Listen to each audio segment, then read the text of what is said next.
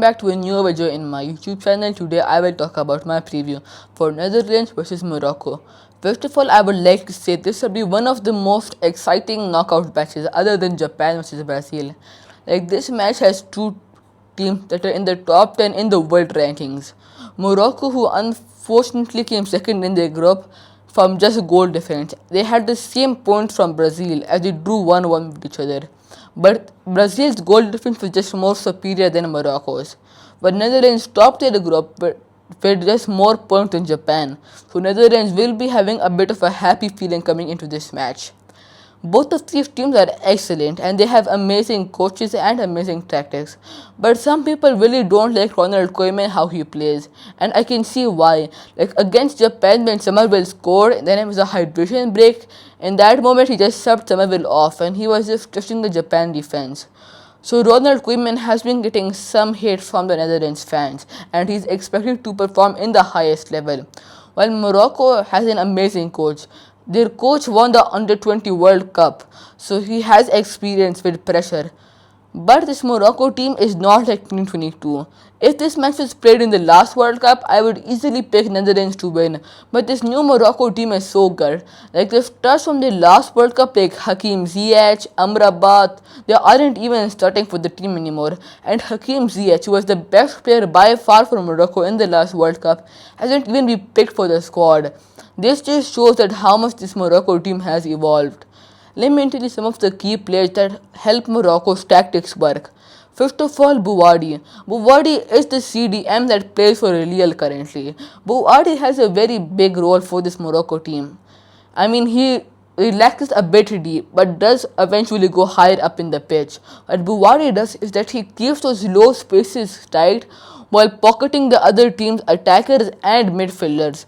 So he was really good. Like, in the match against Brazil, he was one of the best players by far, as Casemiro was pocketed the full match by Bouwadi.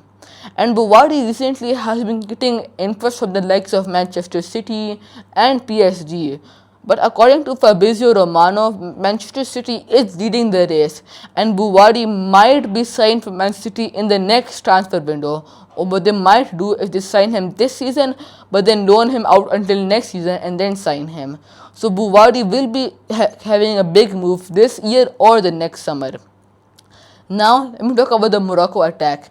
Morocco's attack does include Ismail Saibari, Brahim Diaz, and depends who's on the left. Sometimes it's Unahi, sometimes it's El Kanous, or sometimes they try El Kabi. But I think it should be El Kanous. I do think he's a tad bit better than El Kabi.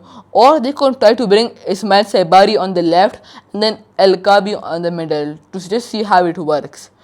And let me just tell you how amazing Hakimi is. Like, he's a good defender, good attacker, and overall he's one of the best players, or you can call him the best right back in the world.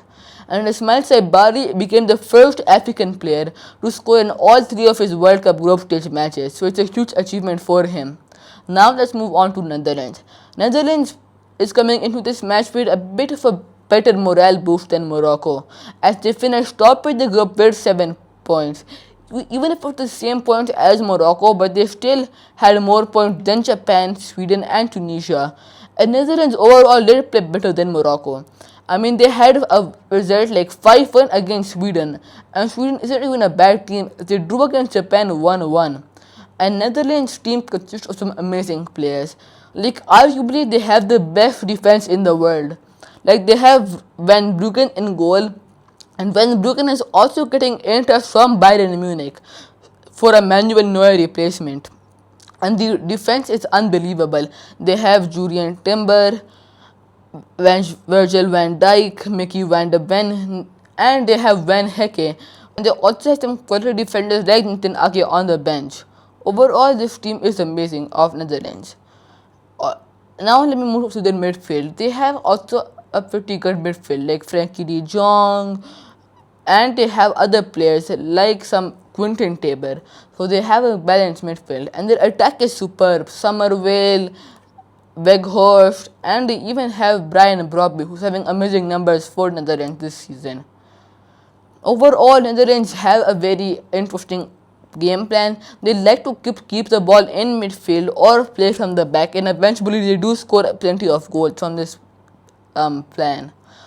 My prediction for this match is Morocco 2, Netherlands 1. I think that Morocco might surprise some people and have a upset for beating Netherlands. Please like, share and subscribe, and if you want to see any more football content, type in the comments on below. Thank you.